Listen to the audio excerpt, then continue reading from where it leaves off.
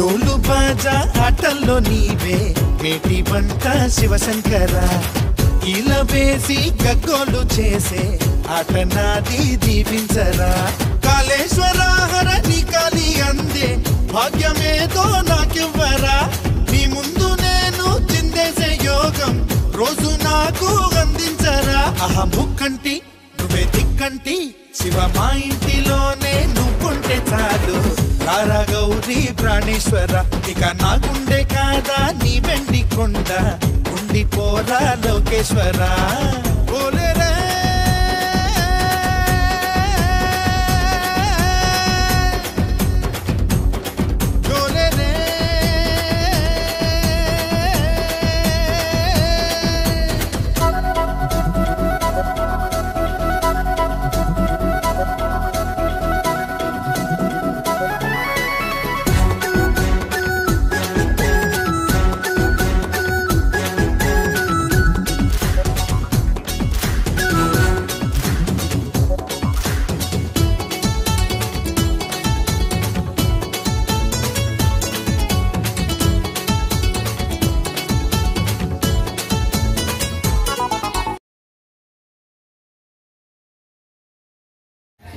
ఓంకారం బిందు సంయుక్తం ఓంకారం శక్తి రూపకం ఓంకారం ముతకం చైవ వకారాయ నమో నమః సర్వవేద సంవేద్యాయాం భక్త హృదయాం తర్నివాసినే శ్రీ దుర్గా మహాపీఠాధీశ్వరాయ సద్గురు సమతానందాయతే నమః శ్రీరాఘవం దశరథాత్మజమప్రమేయం సీతాపతిం రఘుకులాన్వయ రత్నదీపం ఆజానుబాహుం అరవింద దళాయతాక్షం రామం నిశాచర వినాశకరం తం నమామి. అందరూ కూడా రెండు చేతుల పైకెత్తి గట్టిగా చెప్పండి, జై శ్రీరామ్ జై శ్రీరామ్ జై శ్రీరామ్ జై శ్రీరామ్. అయితే ఇవాళ ఒక గొప్ప పర్వదినం. ఈ రోజు ప్రత్యేకత ఏంటి? భీష్మ ఏకాదశి. భీష్మ ఏకాదశి అంటే భీష్మ పితామహుడు సిద్ధి పొందిన రోజు. ఇవాళ ఒక రకంగా విష్ణు సహస్రనామం పుట్టిన రోజు. ఒక్కసారి విష్ణు సహస్రనామాన్ని విన్నా చాలు. విష్ణు సహస్రనామే కాదు, లలితా సహస్రనామం గాని, శివ సహస్రనామం గాని, గురు సహస్రనామం గాని ఖచ్చితంగా జీవితంలో ఏదో ఒకసారి చదవాలా, లేకపోతే ఖచ్చితంగా విని తీరా. అక్కడికి చనిపోయిన తర్వాత మనిషి చెవులో గోవింద గోవింద గోవింద నారాయణ నారాయణ నారాయణ అన్నా కూడా ఆడి సద్దతులు కలుగుతాయి. గొప్ప విశ్వాసం మన యొక్క హిందువులకు ఉంటది. చనిపోయినప్పుడు చూడండి, ఆడి చెవులో నారాయణ మంత్రం చెప్తారా లేదా? అంటే ఒక్కసారి నారాయణ అంటేనే మనిషికి అంత పుణ్యం. అంటే 1000 నామాలు ఉంటాయి విష్ణు సహస్రనామాలు. మరి 1000 నామాల యొక్క సహస్రాన్ని చదివితే ఎంత గొప్ప ఫలితం ఉంటుంది. భీష్ముడు విష్ణు యొక్క పూర్తి యొక్క అనుగ్రహానికి పాత్రుడైనవాడు. అయితే ఇతని వృత్తాంతం ఏంటి అని అంటే, శంతనుడు అనేటువంటి మహారాజు ఉంటే ఆ మహారాజు ఒక రోజు చక్కగా ఒక పర్యటనకి వెళ్తూ ఉండేటప్పుడు, విహారయాత్రకు వెళ్ళేటప్పుడు చక్కగా అక్కడ ఒక ఆమె, ఒక స్త్రీమూర్తి కనిపించిందంట అందంగా. ఆ స్త్రీమూర్తిని చూడగానే అతడు చాలా ఇష్టపడి, చాలా మోహించి, నువ్వు నన్ను పెళ్లి చేసుకుంటావా అని అడుగుతాడంట. అడిగితే ఆమె ఒక షరతు పెడుతుందంట, నువ్వు ఎవరు, ఏంటి, ఎక్కడి నుంచి వచ్చావు, ఈ పూర్తి యొక్క డీటెయిల్స్ అడగకూడదు, నేను ఏం చేసినా నువ్వు ఆపకూడదంటే సరే అని చెప్పి పెళ్లి చేసుకుంటున్నాడు. పెళ్లి చేసుకుంటే వారికి పిల్లలు కలుగుతుంటుంటారు. ఆ పిల్లలు కలుగుతుంటే ప్రతి ఒక్క పిల్లవాడిని కూడా ఆమె నదిలో వేసిస్తుండేదంట. ఇలా 7 అయిపోయారు. 8వ వాడి దగ్గరకు వచ్చేటప్పటికి శంతన మహారాజుకి, అరే పిల్లలందరినీ కూడా ప్రేమగా పెంచుకోవడానికి కంటే ఈవిడేంటి నీటిలో కలిపేస్తుంది అని చెప్పి కోపం వచ్చి, నువ్వెందుకు ఇలా చేస్తున్నావు అని అడిగాడు. అప్పుడు ఆమె చెప్పిందంట, మనం పెళ్లికి ముందు పెట్టుకున్నటువంటి ఒక షరత్ ఏంటి, మన ఇద్దరం ఒప్పందం ఏంటి, నేను ఏం చేసినా కూడా అడగకూడదు, నన్ను ప్రశ్నించకూడదు కదా, మరి ఎందుకు అడిగావంటే, అది కాదు మరి పిల్లలందరినీ కూడా నువ్వు ఇలా చేస్తుంటే బాధ అనిపిస్తుంది అంటే. అప్పుడు ఆమె చెప్తుందంట, జరిగిన విషయం ఏంటంటే అష్టవసువులు అని అంటారన్నమాట. అష్టవసువులు అంటే దేవలోకంలో ఇంద్రుడికి విష్ణుమూర్తికి సహకారం చేసే దేవతలు. ఎవరండి? ఇంద్రుడికి విష్ణుమూర్తికి సహకారం చేసేటువంటి దేవతలు అష్టవసువులు అంటారు.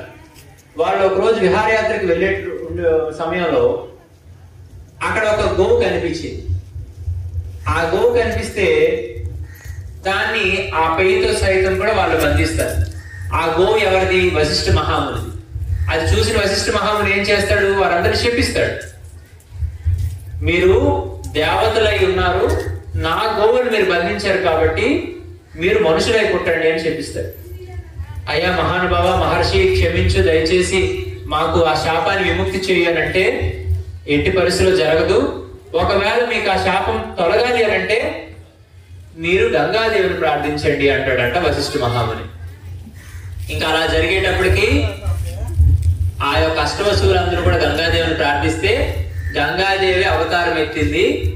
ఆ అవతారం ఎత్తిన స్త్రీనే శంకరుడు మోహించి ప్రేమించి పెళ్లి చేసుకొని పిల్లలకంటే ఆ అష్టవసువుల యొక్క శాపం తొలగిపోవడానికి పుట్టిన బిడ్డల్ని నీటిలో పడేస్తే వాళ్ళ శాపం పోతుంది, మళ్ళీ వాళ్ళ దేవలోకానికి పోతారు. ఇలా జరుగుతున్న పరిస్థితిలో చివరిగా మిగిలిన వాడు ఎవరు? గాంగేయుడు. ఆ గాంగేయుడే దేవవ్రతుడు. ఆ దేవవ్రతుడే భీష్మ పితామహుడు అనమాట. 7గురిని నీటిలో కలిపేసింది, ఇంకొకడు మాత్రం భూమి మీద ఉంచింది. అతడు కౌరవులకి పాండవులకి పెద్దవాడు, ఆ కురువృద్ధుడు అనమాట. ఆ యొక్క కులమందరికి పెద్దవాడు. మరి ఆ యుద్ధం జరిగిన సమయంలో అతడు కౌరవుల పక్కన నిలిచాడు. యుద్ధం అంతా జరిగింది. ఇంకా ఆ స్టోరీలోకి వెళ్ళేదానికంటే క్లైమాక్స్కి వచ్చేటప్పుడు అతడికి ఏమి వరం ఉంది అని అంటే అతడు ఆకాశంలోని చావకూడదు, నేల మీద చావకూడదు, భూమికి తన శరీరం అంటకూడదు. అట్లాంటి పరిస్థితిలో ఏమైంది? తన ఒంటి నిండా బాణం పురుడు గుచ్చుకుంటే అవి అలా పడిపోయి వాలిపోతాడు. అంపశయ్య అంటాం దాన్ని. అంటే బాణం పుల్లల చేత ఒక పాన్పు ఉంటే దాన్ని చక్కగా ఉంటాడు. ఇక అతడు తన తల వాలిపోతున్నప్పుడు కూడా అర్జునుడు ఏం చేస్తాడు? ఇంకో బాణం పురను గుచ్చి తలను కూడా పెట్టి, అంటే ఈ సామాన్యమైనటువంటి నేలకు అంటుకునేవాడు కాడు అతడు. మీరు అర్థం చేసుకుంటున్నారా? మామూలు సామాన్యమైనటువంటి భూమి మీద అంటుకొని నడిచేటువంటి స్థాయి కాదు, చాలా గొప్ప స్థాయి. అందుకు అంపశయ్య మీద అతడు ఉంటాడు. అతడు ఉండేటప్పుడు ధర్మరాజు, పాండవులు, అర్జునుడు అందరూ కూడా అడిగి, తాత కదా ఎంతైనా తాత మరి మీరు చివరిసారి మాకు ఏదో చివరి మాట చెప్పండి అంటే, ఏమీ లేదు, మన జీవితంలో మనం ఎన్ని రకాలైనటువంటి వైభవాలు చూసినా, ఎన్ని రకాలైనటువంటి గొప్పలతో జీవించినప్పటికీ కూడా చివరిగా శరణం ఎవరు అంటే భగవంతుడే. కాబట్టి ఆ నారాయణుని మనం స్మరించుకోవాలని చెప్పి విష్ణు సహస్రనామాన్ని చెప్పి ఆఖరికి ఒంటి నిండా బాణం పొరలు గుచ్చుకున్నాయి. ఆ బాధలు సైతం మర్చిపోయి భగవంతుడిపై దృష్టి పెట్టి రక్తం చివరి బొట్టు భూమిలో కలిసేంత వరకు కూడా, తన శ్వాస పూర్తిగా పోయినంత వరకు కూడా విష్ణు సహస్రనామాన్ని చెప్పి సాక్షాత్ విష్ణుమూర్తిలోనే ఐక్యమైపోయాడు భీష్మ పితామహుడు. అటువంటి గొప్ప రోజు ఈ భీష్మ ఏకాదశి. అర్థమైందా? భీష్మ పితామహుడు విష్ణు సహస్రనామాన్ని ఈ నేలకి మనందరికీ పరిచయం చేసి, నాకులాగే మీరందరూ తరించండి, నాకులాగే దైవంలో లీనమవ్వండి, కలిసిపోండి అని చెప్పినటువంటి రోజు ఈ రోజు. అటువంటి గొప్ప పర్వదినాన్ని బాగా గమనించుకోండి. నేను ఎప్పుడూ చెప్తుంటుంటాను, ఇప్పుడు ఇవాళ మన అందరి శరీరాలతో బ్రతికే ఉన్నాము, ఏదో ప్రస్తుతానికి ఈ పూట మనం చూస్తున్నాం కాబట్టి ఇప్పుడు బాగున్నాం. కానీ ఏదో ఒక రోజు ఈ భూమి మీదకి వచ్చిన ప్రతి మనిషి కూడా శరీరం విడిచిపెట్టి పోవాలి కదా, పోవాలి లేదా? వచ్చే వాళ్ళందరూ కూడా చచ్చే వాళ్ళే తప్పితే నిలిచిపోయే వాళ్ళు ఎవరైనా ఉన్నారు ఇక్కడ? ఉంటారా? అప్పుడు బాగా గుర్తుపెట్టుకోండి, మన జన్మకి ఆధారమైనటువంటి దైవాన్ని తప్పించి దైవాన్ని విడిచిపెట్టి అన్నింటినీ పట్టుకొని బతుకుతున్నాం మనం ఇవాళ. అట్లాంటి పరిస్థితుల్లో మీరు ఏదైతే ఎక్కువగా పట్టుకొని దేన్నైతే ఎక్కువ ఆలోచిస్తారో అవేవి మన చివరి సమయంలో మనకు రావు. ఉదాహరణ, ఒక మంచిగా ఇల్లు కట్టుకున్నాం అనుకోండి, నువ్వు బ్రతుకున్నంత వరకు ఆ ఇంట్లో నువ్వు ఎలా నచ్చితే అలా ఉండొచ్చు. కానీ శరీరం పోయిన తర్వాత ఏం చేస్తారు? నేను ఇంట్లో కూడా ఉంచరు, ఇంటి బయట లాగేస్తారు. నువ్వు బ్రతుకుండేటప్పుడు పట్టుకోవాలని నచ్చినా నచ్చకపోయినా గొప్ప బట్టలు కట్టుకోవచ్చు, అప్పులు చేసైనా కట్టుకోవచ్చు. కానీ పోయిన తర్వాత నీకు అలా చేస్తారా? ఖరీదైన చీరలు ఏమంటే కూతురు జాగ్రత్త పడిపోతారు, ఖరీదైన బట్టలు ఏమంటే కొడుకులు జాగ్రత్త పడతారు. ఏదో ఉండి లేదు పనికి వాళ్ళ బట్టలు కడతారు నీకు, నిజమేనా? ఇక ఆఖరి నువ్వు ఉండే ఆభరణాలన్నీ కూడా నువ్వు ఉండేటప్పుడు వేసుకోవచ్చు, దాని తర్వాత ఉంచుతారా? ఇక నీ యొక్క ఆభరణాలు కూడా విడిచిపెట్టేస్తావు, నీ వెనక తన పంపరు. ఆఖరికి అన్నిటికంటే గొప్పదే తెలుసా? తలకొరుగు పెట్టిన కొడుకు కూడా ఏమి 3 సార్లు తిరిగేసి కొండ చెదగొట్టి వెనక్కి తిరిగి చూడకుండా నీకు నాకు సంబంధం లేదు, నీకు ఈ భూమికి నాకు మనం చెల్లిపోయింది, నీ దారిలో చూసుకొని చెప్పి విడిచిపెట్టిపోతాడు. కానీ ఆ సమయంలో మనకు తోడుగా ఉండేవాడు ఎవడు? మన ఆత్మ అనేటువంటి దాన్ని బాధ్యతగా చూసేవాడు ఎవడు? అది కేవలం భగవంతుడు ఒక్కడు మాత్రమే. మరి బ్రతుకున్నంత వరకు కూడా ఏదో సాగిపోతే కాలం, దాని తర్వాత మన పరిస్థితి ఏంటి? అప్పుడు మన రక్షణ చూసేవాడు దైవం అని తెలిసినప్పుడు, ఇప్పుడే మన దైవం సేవ శరీరంలో చేయగలిగితే ఖచ్చితంగా అలా మన చేయిని పట్టుకొని భగవంతుడు నడిపిస్తాడు. మన మంచి చెడులన్నీ కూడా తన బాధ్యత పడతాడు, మన కష్టం లేకుండా చూసుకుంటాడు. ఇవాళ మనందరం కూడా ధర్మానికి ప్రాధాన్యత లేదు, దేశానికి ప్రాధాన్యత లేదు, కులాలకి రాజకీయ పార్టీలకు మాత్రం బ్రహ్మాండమైన ప్రాధాన్యత ఉంటాయి. నిజమేనండి? ఒక కుల పార్టీ వ్యక్తిని అనుకున్నాం, ఇక్కడ చాలా శ్రద్ధ వింటారు, ఎరగబడిపోతారు అనమాట. మా కొరకు ఎంతో, మా కొరకు ఎంతో, మమ్మల్ని మించిన వాళ్ళు లేడు, అసలు ఈ భూమి మేమే ఆధారమై, దీని పునాదులు మేమే చూసామై అని చెప్పి ఎవడ కులాన్ని వాడే గొప్పగా చెప్పుకుంటాడు. ఆఖరికి గొప్పగా చెప్పుకోవడం పక్కన పెడితే పక్క కులాన్ని కూడా తేలిక చేస్తుంటాడు. కానీ భగవంతుడు సృష్టించినటువంటి సృష్టిలో అసలు కులమే లేదు, బాగా గుర్తుపెట్టుకోండి. భగవంతుడు అందరినీ కూడా ఒకేలా తయారు చేశాడు, అవునా కదా? ఎవరికైనా ఎక్కువ తక్కువ పెట్టాడండి? 3 వేసు కళ్ళు, 8 వేసు చేతులు, 14 వేసు కాళ్ళు, 4 వేసు గుండెకాయలు ఎవరికైనా ఉన్నాయండి? అందరికీ కూడా భగవంతుడు తన సృష్టిలో ఒకే రకమైన నిర్మాణాన్ని చేశాడు. పోనీ ఆకాశం నుంచి ఊడిపడినవాడు ఎవడైనా ఉన్నాడా? భూమిలో నుంచి పుట్టుకొచ్చిన వాడు ఎవడైనా ఉన్నాడా? అగ్నిలో నుంచి ఆవిర్భవించిన వాడు ఎవడైనా ఉన్నాడా? అందరూ కూడా ఒక్క మార్గం ద్వారా జన్మించారు. అదేలా? తల్లి గర్భంలో నుంచి. పుట్టుగా ఒకలాగే జరుగుతుంది, భగవంతుడి యొక్క నిర్మాణము సృష్టి ఒకేలా జరుగుతుంది. కానీ తర్వాత ఎక్కడి నుంచి వచ్చే ఈ యొక్క కులాలు అని అంటే, మనిషి మెదడు అనేటువంటిది స్వార్థంతో కూడుకొని తన యొక్క ఖ్యాతి, తన యొక్క కీర్తి, తన యొక్క గొప్పతనాలు ఈ భూమి మీద చల్లడానికి తనకంటూ ఒక పరిధి అయినటువంటి యొక్క వర్గాన్ని ఏర్పాటు చేసుకోవడానికి కులాలు కొంతమంది స్వార్థపరులు నిర్మాణం చేశారు. మరి ఆ విషయం తెలుస్తున్నప్పుడు వాళ్ళు ఏం చేయాలా? కులం అనేటువంటిది కేవలం మన గడప లోపలే పెట్టుకొని, గడప లోపలే మన కులం, గడప దాటితే మనం హిందువులు అనేటువంటి జాగ్రత్తతో మనం ఎప్పుడైతే బ్రతుకుతామో ఆ రోజు నిజమైన మనుషులుగా మనం గుర్తింపు పొందుతాం అన్నమాట. గడప లోపలే మన కులాన్ని పెట్టుకొని గడప దాటిన తర్వాత మన హిందువులుగా బ్రతకాలి. ఈ రోజు ఆ గుర్తులు లేవు. పొరపాటున హిందువులు ఎవరు అని కూడా అడిగేస్తారు. హిందువులు అంటే ఎవరు స్వామి అడుగుతారు. అంత తెలివైన ఉన్నారు, అంత ఒళ్ళు మర్చిపోయి బ్రతుకుతున్నాం మనం కాదు. నిజమేనండి? మనం అంతా ఎవరు అండి? చెప్పాలమ్మా, అలా ఏమో పలకట్లేదు, చూస్తుంది. ఎవరమ్మా మనందరూ? గట్టి చెప్పాలి. ఎవరు మనందరూ? ఏమా మీరు చెప్పరా? ఎవరు మనందరూ? హిందువులు అంట. అది నా బలవంతమై చెప్పారు తప్పితే చెప్పాలని కూడా మనసులో లేదు. మనల్ని మనం ప్రకటించుకోలేనంత దౌర్భాగ్య స్థితిలో బతుకుతున్నాం కదా. మనం ఎవరో అని ఎదుటివారు ఎవడని అడిగితే, మీరు ఎవరు అని అడిగితే నిశ్శబ్దంగా ఉండాలని కూడా లేదు. కందిరేగల్లాగా వెంటనే మళ్ళీ మన మాట మనం గుర్తు.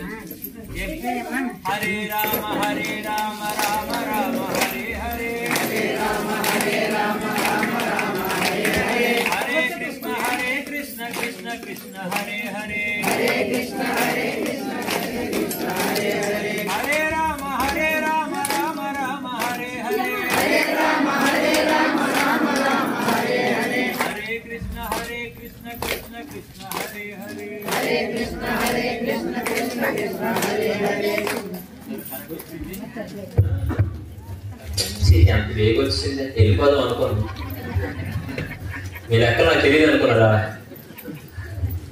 ఇదో తప్పక మొగమాటానికి. ఆఖరి కొంతమంది మంచినీళ్ళు తెచ్చుకున్నారు, కొంతమంది డ్రింక్ బాటిల్ తెచ్చుకున్నారు, అన్ని దాచుకొని అంత టైం పర్లేదు అలా కూర్చుంటాం అయితే ఆగుతుంటాం, స్వామి వెళ్ళిపోగానే ప్రసాదం తిని ఇంటికి వెళ్ళిపోతాం. ఏమండి ఇప్పుడు ఇందాక ఏం చెప్తున్నాను నేను? కరెంట్ ఆగకముందు ఏదో విషయం చెప్తున్నాను,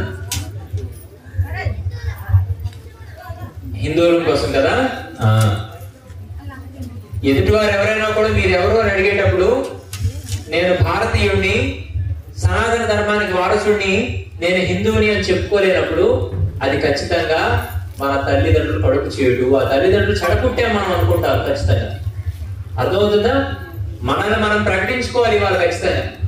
ఈరోజు మీరు పక్క మతస్థులు గమనించండి. ఎవరు పక్క మతస్థులు? ఈ మధ్య కాలంలో గ్రామాల్లో తిరుగుతున్నారు కదా, వాళ్ళ గొప్పతనం ఏంటో తెలుసా? భర్త ఉండగానే మొత్తం 5 లక్షణాలన్నీ దూరం చేసి మొండమోపులుగా చూపించే గొప్ప మతాలు అన్నమాట.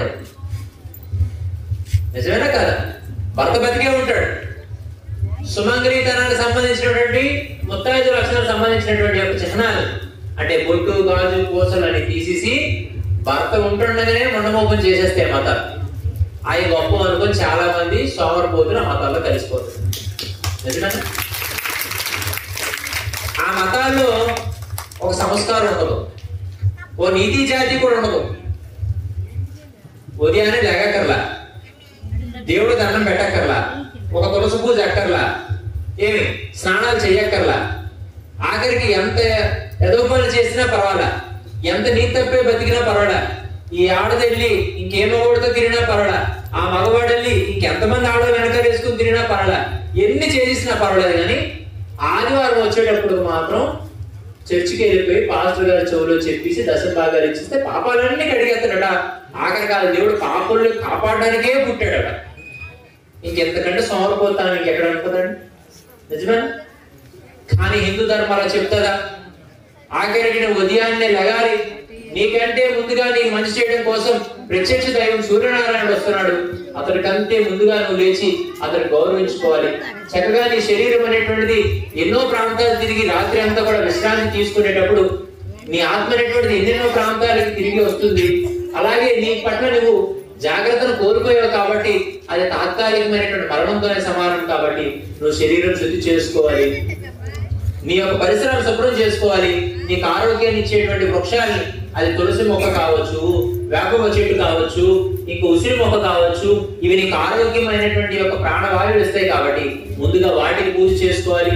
చక్కగా నీ ఇంట్లో చక్కగా ఉదయాన్నే వంట నువ్వు చేసుకుంటే అది చక్కనైనటువంటి అగ్నిహోత్రంతో సమానం.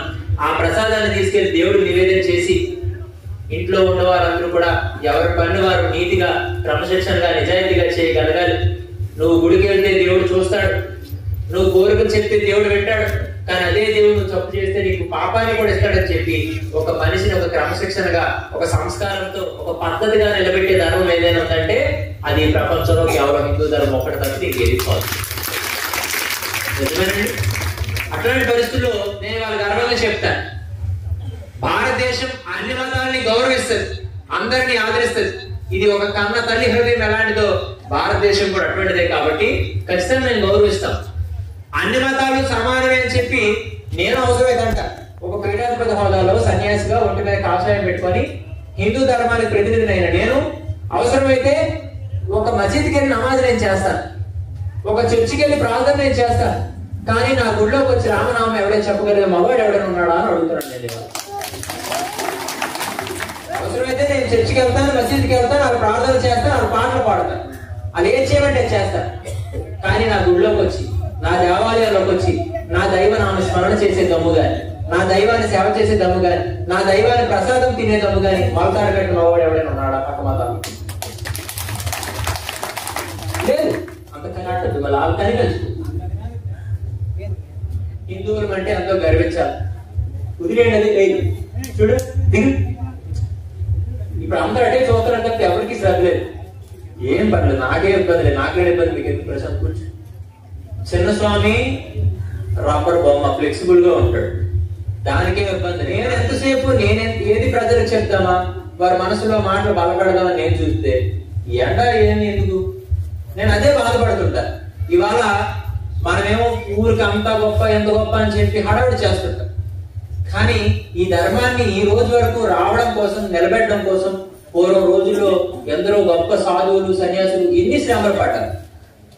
పాదయాత్రలు చేసుకొని, కాలుబాటిని నడుచుకొని, కొండలు, ఒట్లు, రాళ్ళు, రెప్పలు, తిండి లేని రోజులు, రాత్రులు నిద్ర లేకుండా ఎన్నో శ్రమ పడ్డారు. వారందరి దగ్గర ఏమాత్రం నాకు కదా, సదుపాయం కారులో వచ్చాను, అది ఏసీలో వచ్చాను, సోఫా మీద కూర్చున్నాను, ఎండ తగలేదు, పూర్వం పక్క వస్తుంది, నాకే ఇబ్బంది కదా. నేను అందుకే చెప్తాను, నీ ధర్మాన్ని నువ్వు కాపాడుకోలేనప్పుడు, నీ ధర్మాన్ని నువ్వు పాటించలేనప్పుడు, నీ ధర్మాన్ని నువ్వు ప్రకటించుకోలేనప్పుడు చచ్చిన శవంతో సమానం. మనం ఎప్పుడు కూడా బ్రతుకున్న శవాల్లో బతకూడదు, శవం అయి కూడా బ్రతకేలా మనం ఉండాలి. శవం అయిపోయిన తర్వాత కూడా మన కోసం సమాజం మాట్లాడుకునేలా మనం బ్రతకాలి. అలా బ్రతకాలి అంటే కేవలం మంచితనం ఒక్కటి మాత్రమే మనిషిని చిరస్థాయిగా నిలబెడుతుంది. ఆ మంచితనం ఎక్కడొస్తుంది? ఎప్పుడైతే నువ్వు భగవంతుడి సేవల్లో పడిపోతావో, భగవంతుడి యొక్క ఆరాధనలో గడుపుతావో, భగవంతుడి యొక్క ఉద్దేశాలు తెలుసుకొని బ్రతుకుతావో, ఆఖరి నిన్ను కూడా ఈ సమాజం భగవంతుడిగానే గుర్తిస్తుంది, భగవంతుడి ప్రతిరూపంగా నిన్ను యొక్క ఆరాధిస్తుంది. నిజమేనా? అయితే మనం మానవుడు, మాధవుడు అనే రెండు పేర్లు వింటాం. మీరు శ్రద్ధగా వినాలి. ఈ రెండు పేర్లు ఎప్పుడు వింటుంటాం. ఒకటి ఏంటి? మానవుడు, రెండు మాధవుడు. అది 4 అక్షరాలే, ఇది 4 అక్షరాలే. కానీ దానికి దీనికి ఒకే ఒక అక్షరం తేడా. ఏంటో చెప్పండి. మానవుల్లో నా, మాధవుల్లో దా, 2 అక్షరాలు తేడా. అంటే ఒక్క అక్షరం మారిస్తే దాని అర్థమే మారిపోయింది. అయితే మనం అందరం అనుకుంటాం దేవుడే గొప్పవాడేమో, దేవుడే చాలా గొప్పవాడేమో అని చెప్పి ఆలోచనలో ఉంటాం. అటువంటి ఆలోచనలన్నీ పక్కన తొలగించడానికి నువ్వు అనుకుంటే ఏదైనా చేయగలవు, నువ్వు అనుకుంటే దేన్నైనా సాధించగలవు అనేటువంటి నమ్మకాన్ని మనుషులకు ఇవ్వడానికే సాక్షాత్ వైకుంఠాన్ని వీడి ఆ భగవంతుడు శ్రీమన్నారాయణుడు రాముడుగా మనిషిగానే పుట్టి గొప్ప కార్యాలు చేసి మనిషి అనుకుంటే దేన్నైనా సాధించగలడని నమ్మకాన్ని కలిగించాడు. ఆ ఒక్క అక్షరం ఆయన పడుతున్నాడు. ఏంటది? మానవుడు అనబడేటువంటి వాడు నేను నాదైన స్వాతంతో బతుకుతాడంట. వింటున్నారు మీరు? మానవుడు అనబడేటువంటి వాడు నాది, నేను, నాకిది అనేటువంటి ఒక పరిధితో స్వార్థంతో బతుకుతాడంట. ఎప్పుడైతే ఆ మానవుడు నా అనే స్వార్థాన్ని పక్కన తీసేసి ఆ మాధవుడిలో దా అనేటువంటి ధర్మగుణాన్ని వీడు పెట్టుకొని మంచితనంతో బ్రతికడం, మానవుడే మాధవుడు, మనిషి దేవుడు, మనిషి. అర్థమైందా? ఒక్క పదమే మార్పు, అదొక్కటి మార్చుకోగలిగితే చాలు. అదొక్క లక్షణం. స్వార్థాన్ని విడిచిపెట్టి ధర్మగుణాన్ని మనం అలవర్చుకోగలగాలి. ఏం పెట్టుకోవాలమ్మా? స్వార్థాన్ని విడిచిపెట్టాలి, ధర్మగుణాన్ని మనం అలవర్చుకోవాలి. ఇవాళ రోజుల్లో మనకు లేదు సరి కదా, పిల్లలకు కూడా స్వార్థాన్ని మనం బలోపేతం చేస్తున్నాం, వారిని స్వార్థంతో పెంచుతున్నాం. ఎలా తెలుసా? మా చిన్నప్పుడు నాకు బాగా గుర్తు. నేను స్కూల్కి వెళ్ళేటప్పుడు లంచ్ బాక్స్ పెడతారు కదా, 10:30కి 11కి లంచ్ బ్రేక్. ఆ లంచ్ బ్రేక్ లో బిస్కెట్లు, చాక్లెట్ కొద్ది మనకి ఎక్కువ సంతుండేది. అప్పుడు కొద్ది ఎక్కువ ఆ స్నాక్స్ తినే అలవాటు ఉండేది. అప్పుడు మా అమ్మ చెప్పేది, బాబు నువ్వు తినడమే కాదు, నీ పక్కన ఎవరైనా ఫ్రెండ్స్ ఉంటే కూడా వాళ్ళకు కూడా ఇది. అలాగే నాకు ఒక కప్పుకి అన్నం, ఇంకో కప్పు కూర, ఇంకో కప్పు చారు, ఇంకో కప్పుతో పచ్చడి, ఇంకో కప్పుతో పెరుగు అన్నీ ఉండేది. అప్పుడు మా అమ్మ చెప్పేది, అయినా నువ్వు తినడమే కాదు, నీ పక్కన ఎవరికైనా కూడా ఫ్రెండ్స్ కి లేకపోతే కూడా ఇవ్వని చెప్పేది. కానీ ఇవాళ తల్లిదండ్రులు అలా చెప్తున్నారా? గో నువ్వే తిను, నువ్వు మాత్రమే తిను, ఎవరికి లేదని చెప్తుమి అంటారా? పిల్లల్ని కూడా ఈ వయసు నుంచే మన స్వార్థంతో బ్రతికితే, వాళ్ళు అలా పెంచితే, వాడికి అది అలవాటు అయిపోతే పెద్ద ఇంకా ఏం చేస్తాడు? వాడికో ఒక భార్య, అది ఆడిది, వాడికో పిల్లలు, అది ఆడిది. అప్పుడు కాంతాన్ని కానుడు ఎవరైపోతారు? నువ్వు అయిపోతావు. అందుకు నేను తిన్న తీసుకెళ్ళి ఓడేసంలో పడేస్తారు. అప్పుడు బొక్కు మూతి వేసుకొని, బొక్కు పళ్ళు పెట్టుకొని ఏడ్చుకుంటావు. దాన్ని చూసే నాకు కూడా ఉండడు. నిజమేనా? ఇవాళ తల్లిదండ్రులు గతంతా అదేనా కాదా? నిజమేనండి. 60 సంవత్సరాలు అయినంత వరకు తల్లిదండ్రులు చాలా బాగా చూసుకుంటారు అనమాట. ఎందుకంటే ఆస్తులు ఉన్నాయి కదా. అది కానీ పంపకాలు అయిపోతే చిన్నప్పుడైతే ఏం చేస్తారు? సరదాగా మనం చూస్తాం. నేను ఎవరమ్మని అని అడిగింది అనుకో అమ్మ, 2 పిల్లలు తల్లి, ఒక కొడుకట్టు ఒక కొడుకుంటే నాయమ్మ, నాయమ్మరా.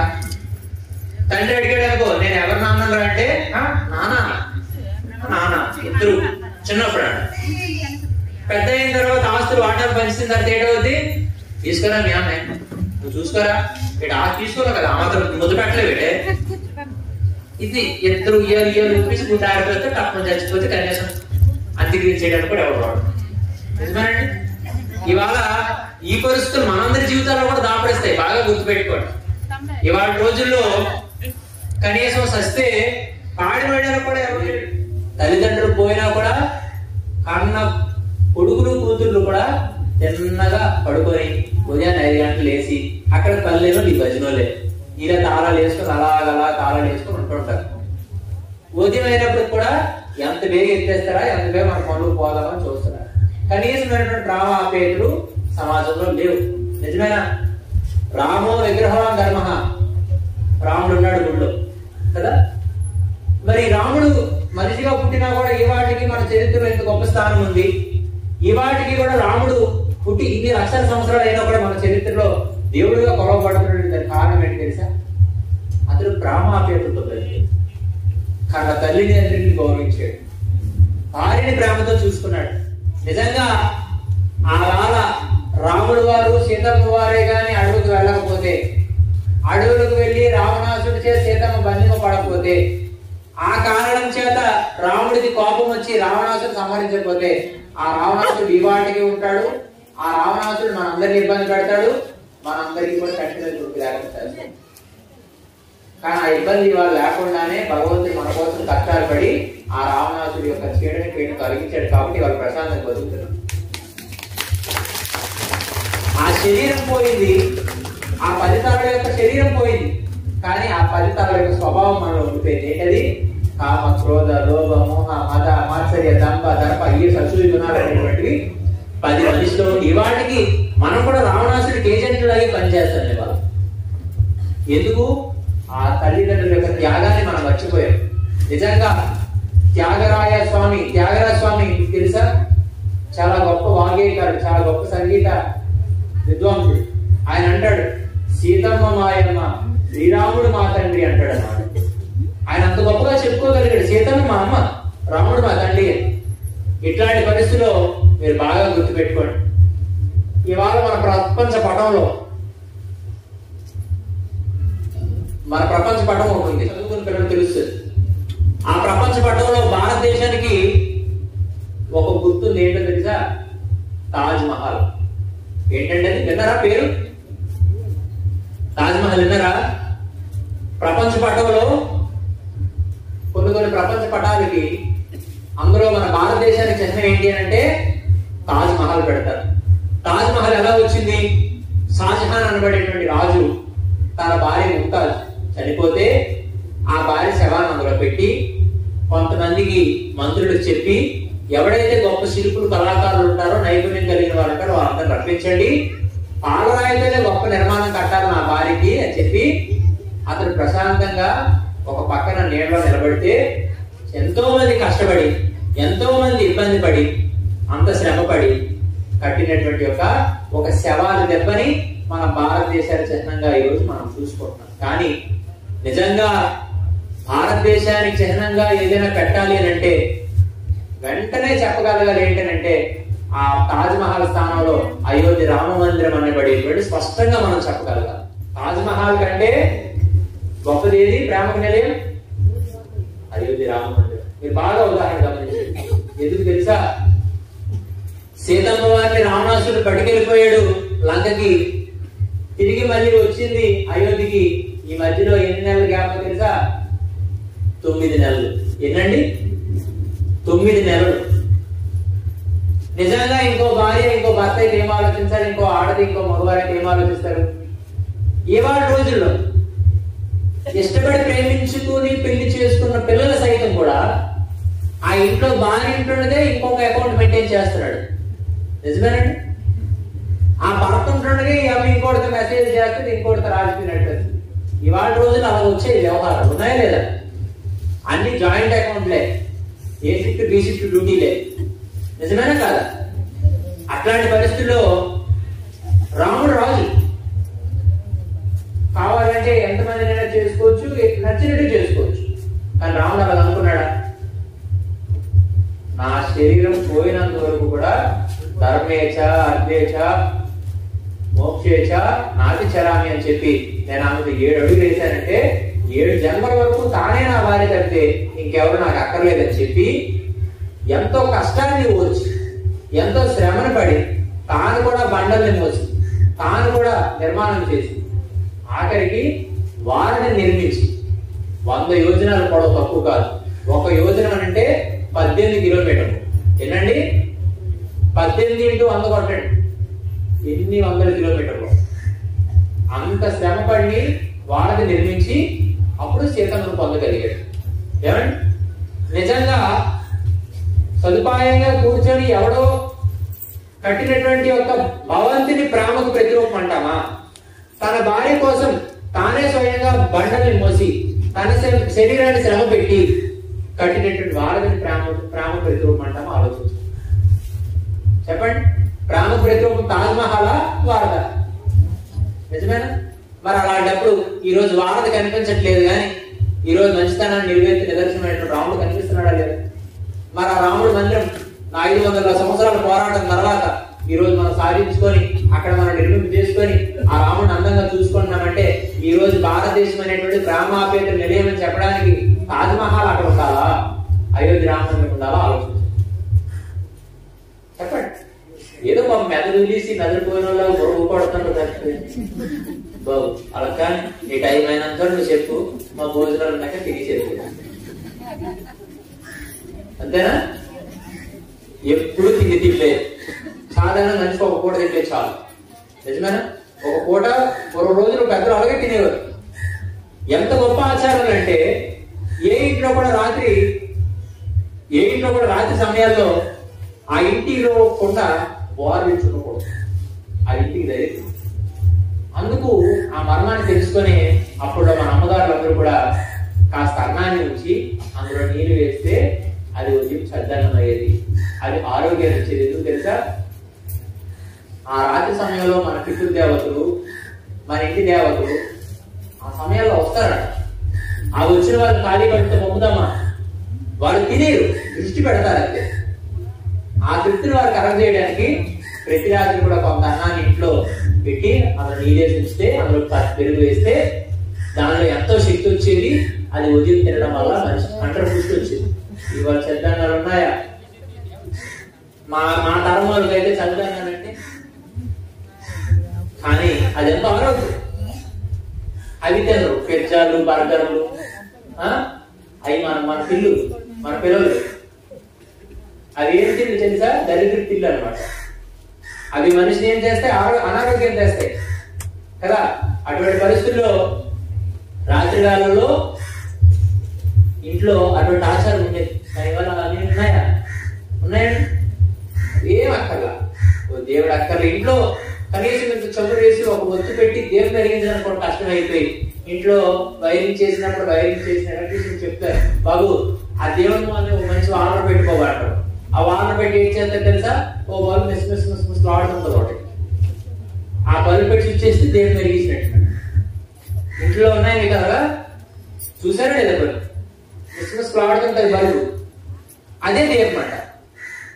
అంటే నువ్వు దేవుడు కనీసం ఇంత చమురు వేసి ఒత్తి పెట్టి దీపం పెట్టడానికి నీకు అంత స్వార్థం అయితే భగవంతుడు కూడా స్వార్థపరుడు అయిపోయి ఏదో ప్రాణం ఇచ్చాను కదా, ఇప్పుడు నేను గాలి ఎదిగే వాడిని ఇప్పుడు ఉన్న పొలం ఆపేశాడే, భజన చేయడానికి కూడా ఒకటి మిగలడు ఉంటాడండి.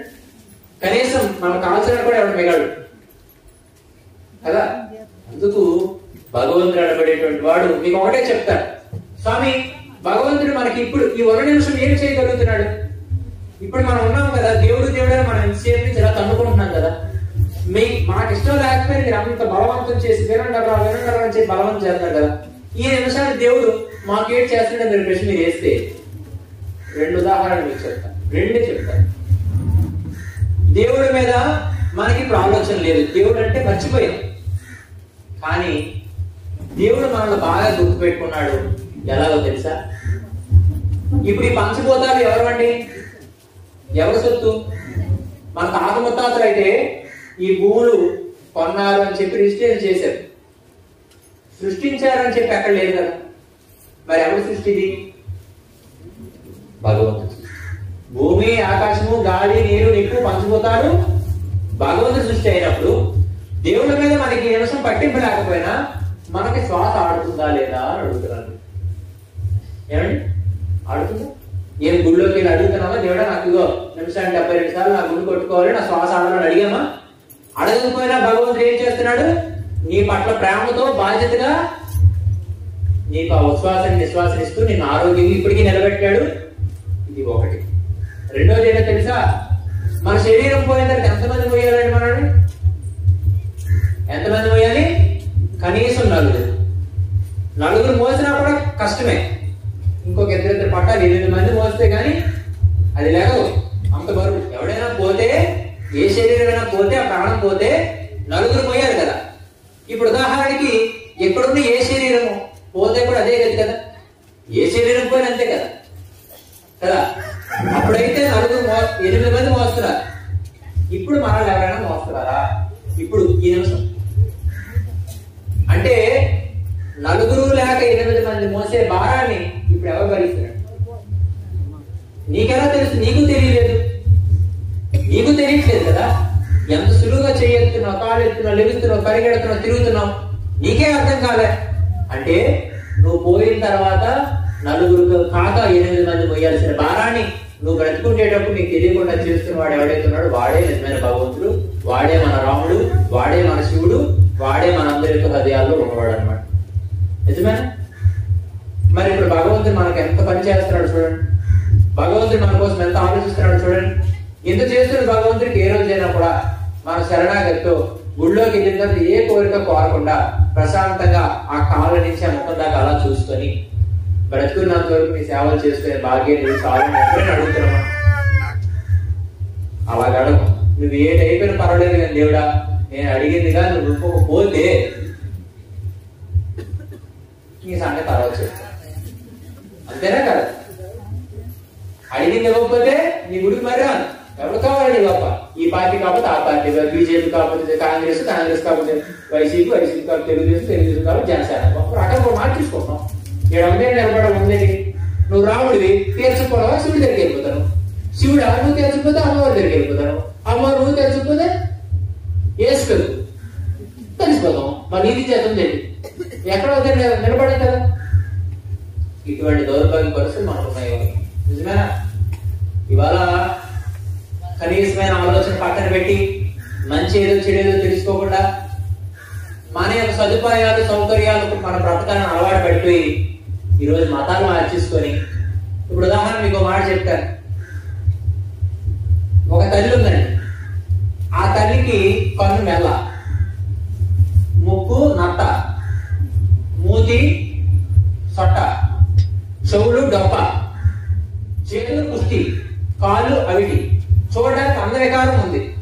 ఇప్పుడు పొరపాటున ఆవిడ మన తల్లి అయ్యింది. ఆవిడ మనకి తల్లి అయ్యింది. ఇప్పుడు ఇన్ని అవలక్షణాలు కలిగినటువంటి యొక్క వికారం ఉన్న తల్లి మనకి తల్లి అయ్యింది. పొరపాటున ఎవరైనా కూడా నీ తల్లి ఎవరు అడిగితే ఎవరు చూపించాలి? ఎవరు చూపించారండి?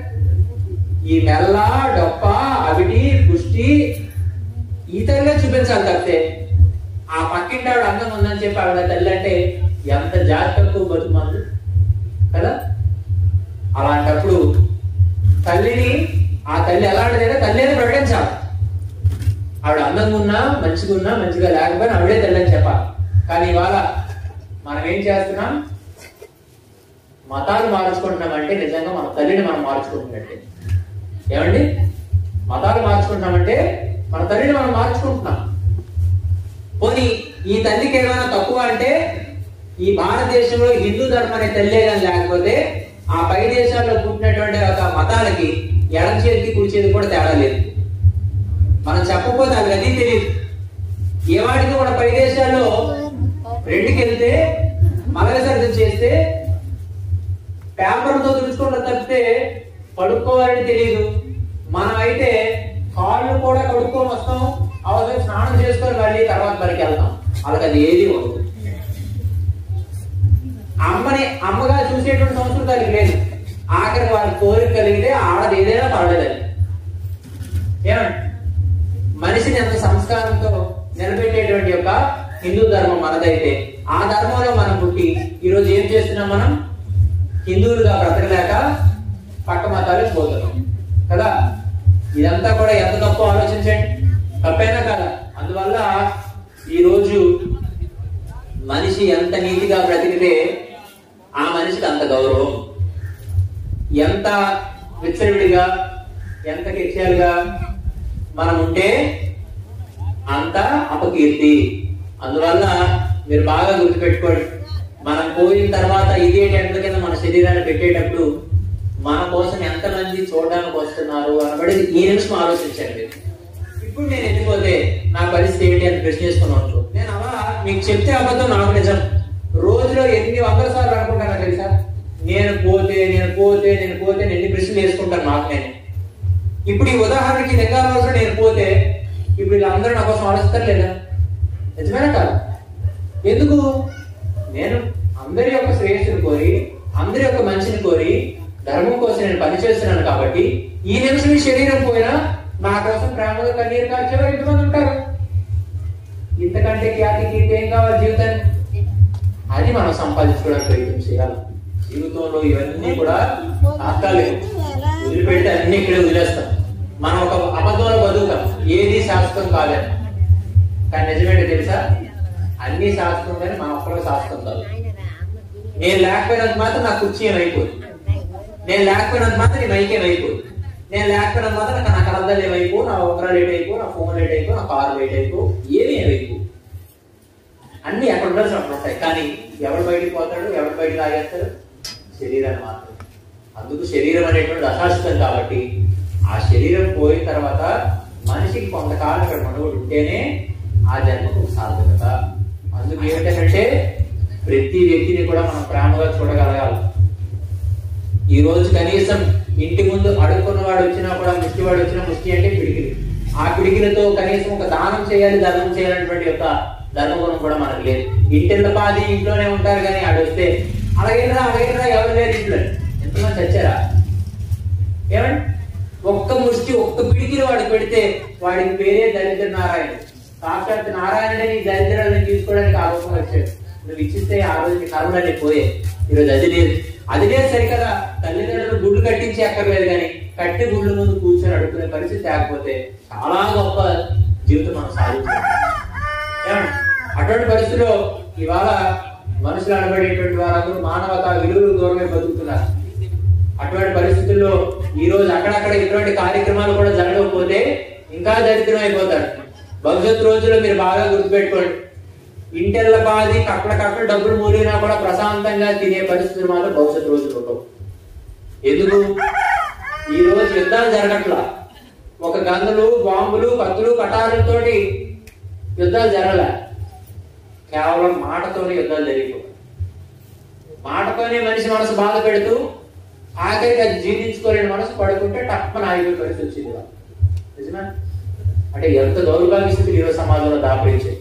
అందుకు ముందు మనం చక్కగా మానవతా విలువలతో మంచిగా మనం బ్రతకగలిగితే, మనం చూసిన కుటుంబం దాన్ని గమనించగలిగితే, ఖచ్చితంగా ఒక దీపాన్ని వెలిగిస్తే ఎన్ని దీపాలైనా వెలగచ్చు కదా.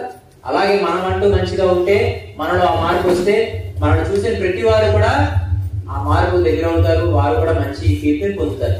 ఇవాళ ఉదాహరణకి ఈ ఊర్లో రామాలయం కట్టారు.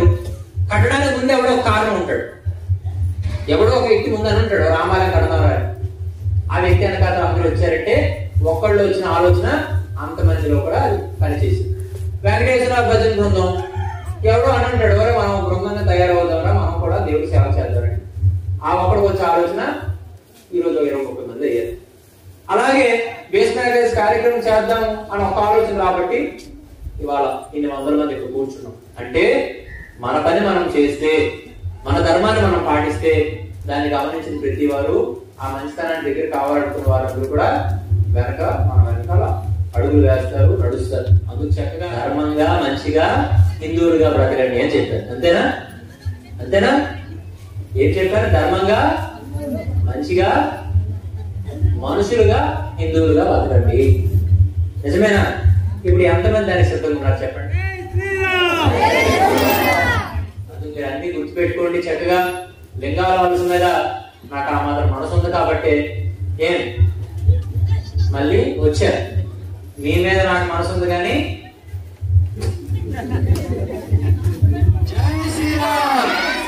भारत माता की, सनातन धर्म की, गौ माता की, गीता माता की, गंगा माता की, लिंगाల వలసకి, వెంకటేశ్వర భజన బృందానికి, కార్యక్రమం వచ్చిన మీ అందరికీ ఎంతసేపు మీ తలకెక్కిన నాకు కూడా.